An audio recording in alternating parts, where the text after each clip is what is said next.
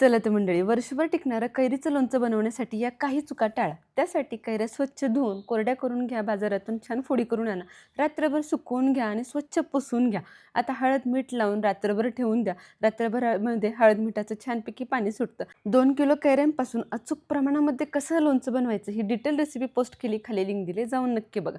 चला, रात्रभर हळद मीठ लावून कैऱ्या ठेवल्या होत्या, पाणी छानपैकी सुटले. आता हळद मिठाच्या कैऱ्या फक्त 15 मिनिटं सुकवून घ्या. ही एक सगळ्यात महत्त्वाची टिप आहे. 15 मिनिटापेक्षा जास्त सुकवू नका, नाहीतर तुम्ही रात्रभर जरी हळद मिठाच्या कैऱ्या अशाच ठेवल्या तर त्याला बुरशी लागते. आता खमंग असा मसाला बनवूयात. 3 चमचे मेथीदाणे, 3 चमचे बडीशेप, 1 वाटी मोहरीची डाळ, या तिन्ही गोष्टी खमंग अशा भाजून घ्यायच्या. खूप जास्त भाजू नका, नाही तर चव कडवट येऊ शकते. मिक्सरला फक्त 1-2 सेकंदासाठी फिरवून घ्या, जेणेकरून सगळ्या गोष्टी हलक्याशा क्रश होतील. खूप जास्त फिरवायचं नाहीये. अर्धी वाटी लसूण ठेचून घ्यायचा आहे. कैऱ्या 15 ते 20 मिनिटं फक्त सुकवून घेतल्यात. हा केलेला मसाला, हिंग, बेडेकर मसाला घालून घेतलाय. त्याचबरोबर घालायचे मीठ. मिठाचं प्रमाणही व्हिडिओमध्ये सांगितले, जाऊन बघा. सगळा मसाला छानपैकी मिक्स करून घ्यायचा. तेल धूर येईपर्यंत गरम करायचं.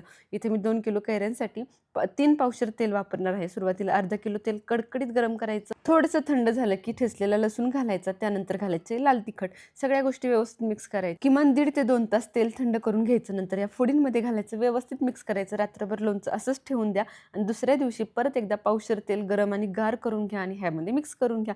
सुंदर असं चमचमीत लोणचं तयार झाले. भरताना ज्या कोणत्या भरणीत भराल ती भरणी स्वच्छ, कोरडी आणि सुकवलेली असावी. इथे मी चिनीमातीच्या भरणीमध्ये लोणचं भरून घेते. हे लोणचं तुम्ही वर्षभर आरामात टिकवू शकता. नक्की ट्राय करा. रेसिपी आवडली असेल तर लाईक करा.